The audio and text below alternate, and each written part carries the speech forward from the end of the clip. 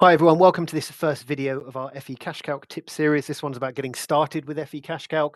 This is just some of the things you might want to be mindful of before you really start getting into the weeds of the system, some of the defaults you can change in the background. So some of the things we'll be covering off in this video is some of the general settings, uploading your branding, how that feeds into some of the white label videos, changing the client portal color scheme, building clients into CashCalc, and equally integrating CashCalc with maybe a back office system of yours to bring client data back and forth. So to get started, how do I change some of the underlying settings within CashCalc? Anytime you want to change anything in CashCalc, it's generally going to be under the settings tab in the top right hand corner. So this is the home screen of CashCalc. This is the screen you'll land on once you first log in. But if you click on the settings tab, you've got a number of options on the left hand side, and the one I want to signpost immediately is that general tab on the left. This first of all allows you to change the default currency you're using. So by default, it's going to be GBP for all clients. But actually, for whatever reason, I might be using CashCalc in a different geographical region, and therefore I want all of my clients to, or the system to assume that all of my clients are going to be invested in dollar terms or euro terms, etc. I can change clients on the fly, of course, one by one, but the default, I want everyone to be pound sterling, but I can change that if need be. I also want to adjust the inflation rate as well. So at the moment, I'm assuming that every single time I run a cash flow, the system is going to assume 2.5. Well, actually, I might want that to be 2%. And again, I can change that on the fly when I'm actually doing cash flow with clients. But to get started, every single cash flow is going to assume the inflation rate I have adjusted in here or set in there. And again, if I want to build an asset into CashCalc or into a cash flow like an investment contract or retirement contract, there's a default growth rate that the system's going to assume, and that's set in here. So every single time I upload an investment contract, it's going to assume a 4% growth rate unless I change it in here. But again, I can change that within the cash flow itself as well. So there's some useful settings that you might want to tweak before you get started with CashCalc. How would you upload your branding into the system? So when you go and create reports in FE CashCalc, there's going to be a logo there. Well, what logo do you want us to show? At the top left, you've got branding. So whatever your logo, whether you've got a JPEG or PNG image, just click on upload new image, and the image will appear in here, and it will also appear, of course, on the reports as well as the client portal, which we'll get onto in a minute. The third place it will appear once I've uploaded the logo is on some white label videos we've created for you that are quite neat. So on the left-hand side down here under white labeled videos, you'll notice they'll suddenly come to life. And I've got a video that explains the value of cash flow planning, again, branded now with my logo, and a nice little video that explains what is a secure portal if you want to use the CashCalc portal to onboard clients. You'll see that you can just copy the link and embed them anywhere, but you have actually got an official embed code as well. And what that means is if you can put that onto your website. So I've got a fake advisor website set up here, again with my logo and the color scheme, and you'll see I've got my secure portal CashCalc video all embedded in there. So when my clients are on the website looking through the website, they can have a look at what a secure portal is. But equally underneath that, I've also got the video explaining what cash flow planning is as well, again with my logo embedded there. And if I am going to be using the FE CashCalc portal, I might want to ensure that the color scheme matches my logo, that dark shade of blue. Well, I know what the hex code is of that blue color. So if I come back into my CashCalc settings on the left-hand side, you've got client portal preferences on the left here. And you'll see I can just basically add the hex code in there.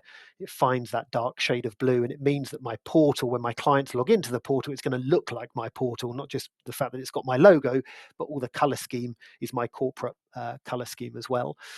What does that look like? Well, if I take off my client hat, if I take off my advisor hat and put on my client hat, if I log into the portal up here, you'll see my portal very much looks like my portal. It's not just got my logo in the top left-hand corner, but it's got that dark shade of blue. And again, when my client actually logs in, you'll see underneath the skin of this, it's all that dark shade of blue as well, which we'll get into more detail in some of the future tip series.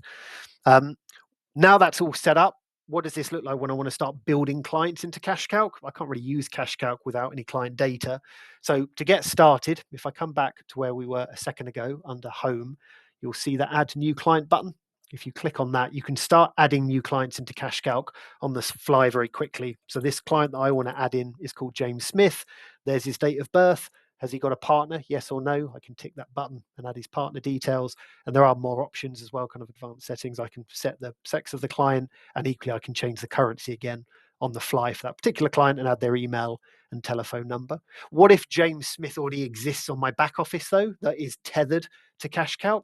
Well, great. I don't need to bother adding any further details, and I can just simply click on import from back office, type in the name of the client, James Smith, click on search. This is linked to Curo, my back office system, and I've got James Smith in Curo. I can click on that and now onboard all of his data, his incomes, his expenses, his address, his telephone number, his email address, etc. All of that data lives on Curo, so I don't need to manually input that into CashCalc. I could just bring that directly across from Curo. So that's adding clients. Where will those clients then live? Well, if I click on the client tab in the top left-hand corner up here, there they all are. And I can click on any one of these clients. I'll just click on the top one, Keith Baker, and all of their pages will load up. And over the course of these tip videos, we'll be explaining every option in the top here. But you'll see the integrations tab here where I can start pulling across more than just name and date of birth.